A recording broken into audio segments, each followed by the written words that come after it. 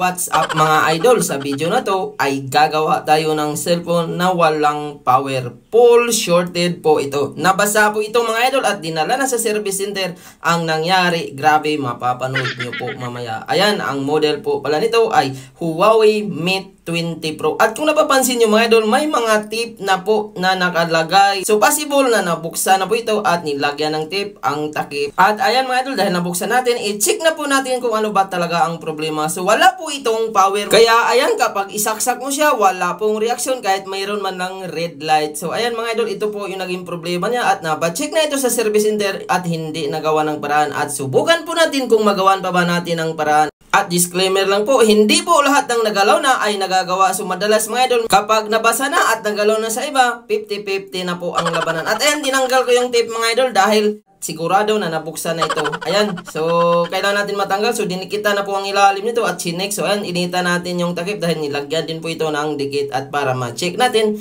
kung ano ba talaga ang ginalaw sa loob. At grabe, magulat po kayo sa ginawa ko rito at magulat kayo sa itsura ng model na to, ang loob niya. Ayan, so tanggalin natin yung takip. Natanggal ko siya kagad at ayan, kung napapansin nyo mga idol, kulang na rin po ang mga screw. Dalawa na lang ang screw sa taas. Pati po yung baba ay wala ng mga screw.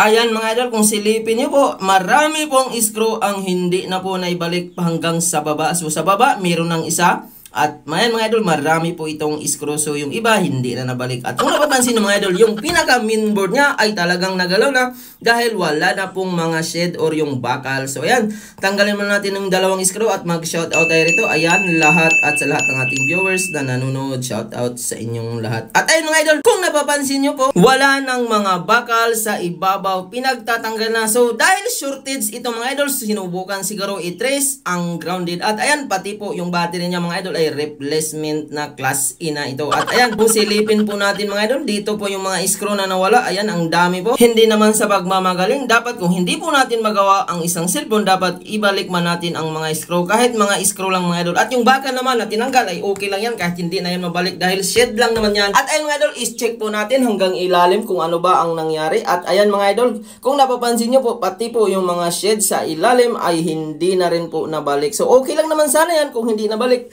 At dapat nabalik ang mga screw kasi wala naman pong connection ang mga shed kahit tanggalin po yan.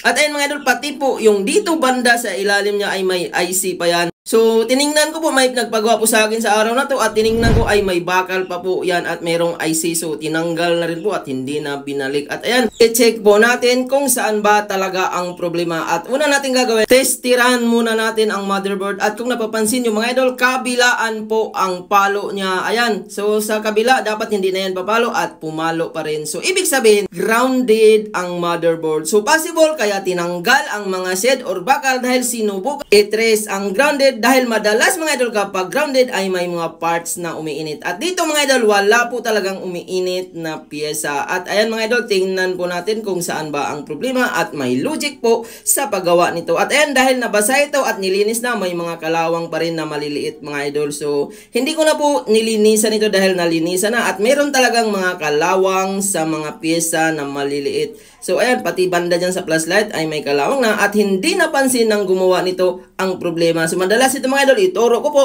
kung saan madalas tinamaan ang grounded ng Huawei Mate 20 Pro. So ayan mga idol, nung nakita ko ang pyesa na to, meron pong pumutok na pyesa. Ayan, kagaya na, nangitim na po mga idol. Yan po ang madalas ng tinamaan ng mga Huawei Mate 20 Pro, lalo na kung nag-iinit siya. At ayun mga idol, sinubukan ko po siya i-trace kung iinit ba talaga siya. So kaya siguro tinanggal ang mga bakal dahil na-trace or hinahanap ang grounded. Kasi madalas mga idol, kapag chinarge mo ito ay iinit po yan. At dito mga idol, hindi po siya umiinit kahit pumutok na siya. Kaya siguro hindi napansin or hindi na i-trace ang grounded. Kaya dito mga idol, may logic po ito. Ang gagawin po natin dyan mga idol, so madalas po talaga yan po yung tinamaan. Yan lang po ang gagawin. Tatanggalin po natin yan, ang kwadrado na pyesa na pumutok at hindi papalitan pa dahil madalas yan po yung pumuputok kapag nababasa or lalo na kapag nag-overcharging. Madalas ito mga idol, nag-overheating ang mga ganitong unit at tinatanggal lang yan. Supply lang po yan. Kapag pumutok yan ay i-remove lang yan at pwede nang hindi palitan. At connected din po yan sa signal. Pero kapag tinatanggal mo naman siya mga idol ay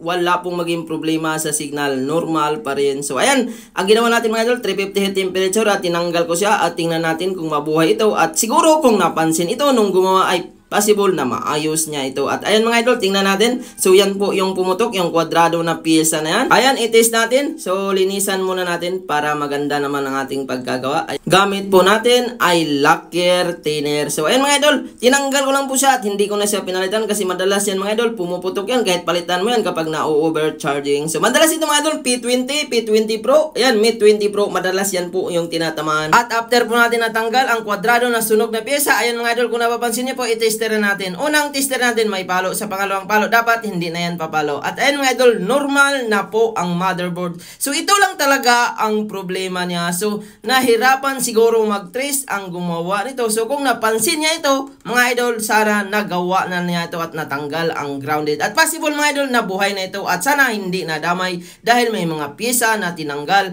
So possible kung tinanggalan din niya ng ibang pyesa or nagalaw or nainitan ang motherboard ay possible na mamatay din po yan. At tingnan natin mga idol kung gagana ba yung ginawa natin at magulat talaga kayo mga idol. So hindi po lahat ng mga nagalaw na ay nagagawa. So dito mga idol, malalaman nyo po kung tsamba ba ito o may charisma lang talaga, depende sa kamay. At ayun mga idol, isalpak natin yung mga flex at i-charge mo natin at tingnan natin kung gumagana na ba siya. At replacement na rin ang battery nito mga idol. At ayan, isalpak natin at kung napapansin nyo mga idol, lumabas agad ang Huawei logo. So ibig sabihin mga idol, nabuhay po natin sa pamamagitan ng pyesa na tinanggal natin. At wala po itong function ang tinanggal natin mga idol, kahit tanggalin natin yun ay gagana pa rin. At kung napapansin mga idol, mayroon din pong guhit ang screen. So possible na nadamay din ito noong pagkakabasa. Ayan mga idol, tingnan natin. At isa pang issue nito, ayan, may mga itim-itim ang screen. Possible na nung nabagsak or nahulog ito sa tubig, tumama pa siguro sa matigas. At hindi na rin nagtatouch ang screen dahil mayroon na po siyang itim sa ilalim at may mga guhit-guhit.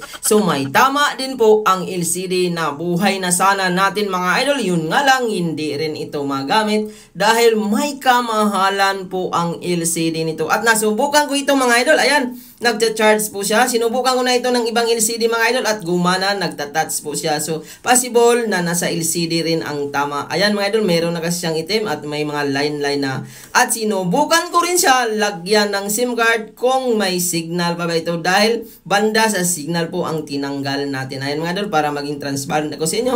Ayan, normal na sana lahat ito. Ang problema lang, ang touch naman. Ayan, kung napapansin nyo mga idol, tingnan natin yung SIM card. Ayan, nilagyan natin. At kung napapansin nyo mga idol, meron po siyang signal. Normal po siya. Ang problema na lang dito mga idol ay yung LCD. At ito po yung tinanggal natin mga idol. Kahit tanggalin mo yan, ay wala po yan magiging issue. So, tinatanggal po yan kapag nag-overheat, nag-shorted ang unit. Nakakapanghinayang kasi kung good lang ang LCD nito, magagamit na ito ng normal. At normal na ang motherboard mga idol. At sinubukan ko rin siya i-charge. Ayan, merong 0% at ilang minutes lang mga idol. Ayan, nag 2% po. Ibig sabihin, normal na po siya. So, wala na sanang problema at hindi na po pala ito pinagawa ng may-ari dahil napakamahal po ng LCD nito. Abutin po ng 8.5 kasama ang paggawa. Kaya nagpasya ang may-ari na hindi na niya papalitan ng LCD. Bibili na lang siya ng bago. At sana mga idol, iwasan nyo mabasa ang cellphone para hindi kayo gumastos ng malaki. Hanggang dito lang po ang ating video. Maraming salamat sa panonood.